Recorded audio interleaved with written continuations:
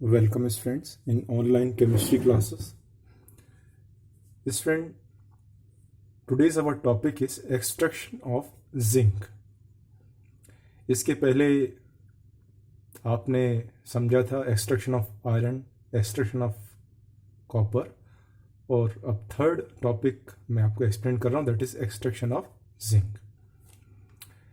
Students, हमें उन्हीं metal को एक्सट्रैक्ट करना पड़ता है जो नेटिव स्टेट में नहीं पाए जाते. नेटिव मीन्स जो किसी के साथ कंबाइंड स्टेट में नहीं पाए जाते. और इस तरह के मेटल्स वो होते हैं जो कि रिएक्टिव नेचर के होते हैं, जिसकी वजह से वो उनके कांटेक्ट में आने वाले मेटल्स या नॉन मेटल्स के साथ में रिएक्शन करके कोई इम्प्योर ओर का फॉर्मेशन कर लेते हैं. स्टूडेंट, जिंक की जो ओर्स नेचर में पाई जाती हैं, they are zinc blende ZnS, calamine ZnCO3, zincite ZnO, franklinite ZnO.Fe2O3 iron oxide, willemite Zn2SiO4. पर इसमें से जिस ओर में से हम जिंक को एक्सट्रैक्ट करते हैं, दैट इज जिंक ब्लेंड. हम क्यों पर्टिकुलर एक ओर को सिलेक्ट करते हैं स्टूडेंट? क्योंकि हमें उस ओर को सिलेक्ट करना पड़ता है मेटल को एक्सट्रैक्ट करने के लिए जो इकोनॉमिकली और प्रोसेस के तौर पर देखा जाए तो प्रोसेस भी उसका आसान हो, इकोनॉमिकली भी और इजीली भी उसमें से हम मेटल को अलग कर सकते हैं. तो बाकी सब में से जिंक को एक्सट्रैक्ट करना उतना आसान नहीं होगा, चाहे वो इकोनॉमिकली बात करें या फिर प्रोसेस के तौर पे बात करें. तो ZnS में से जिंक ब्लेंड में से जिंक को एक्सट्रैक्ट करना आसान है, इसलिए हम जिंक ब्लेंड का यूज करते हैं जिंक को एक्सट्रैक्ट करने के लिए. जब बात आती है एक्सट्रैक्ट की तो स्टूडेंट उसकी कुछ स्टेप्स होती हैं, जिसमें फर्स्ट स्टेप होती है कंसंट्रेशन.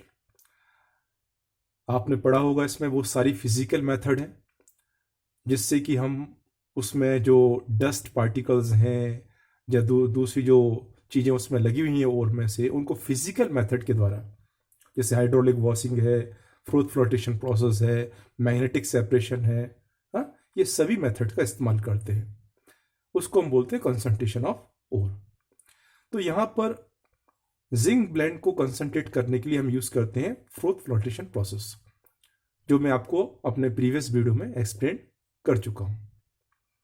सेकंड स्टेप हम यूज करते हैं रोस्टिंग. स्टूडेंट, आपने समझा था प्रीवियस वीडियो में कि दो प्रोसेस होती हैं, एक होती है रोस्टिंग और एक होती है कैल्सिनेशन. तो रोस्टिंग के प्रोसेस में जैसा कि आपको पता है कि हम ओर को ऑक्सीजन की प्रेजेंस में गर्म करते हैं, हीट करते हैं. तो वैसे यहां पर भी हम करेंगे. जब हमने ZnS को ऑक्सीजन की प्रेजेंस में हीट किया तो उससे जिंक ऑक्साइड और साथ में बनेगा सल्फर डाइऑक्साइड, जो कि गैसेस फॉर्म में रिलीज होगा. इस प्रोसेस की खास बात एक और है स्टूडेंट कि यहां पर जो SO2 रिलीज हो रहा है, इस SO2 का भी उपयोग किया जाता है, यूज किया जाता है for making sulphuric acid H2SO4 बनाने के लिए.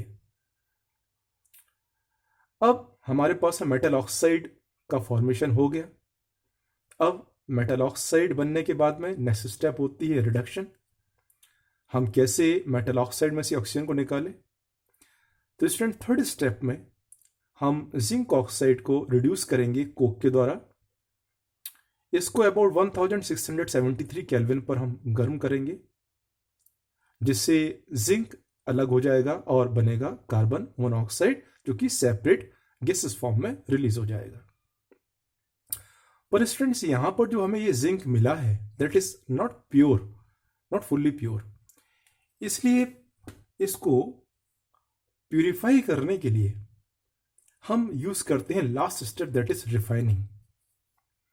स्टूडेंट, रिफाइनिंग हम दो तरीके से कर सकते हैं जिंक का, या तो फ्रैक्शनल डिस्टिलेशन के द्वारा या फिर इलेक्ट्रोलाइटिक मेथड के द्वारा.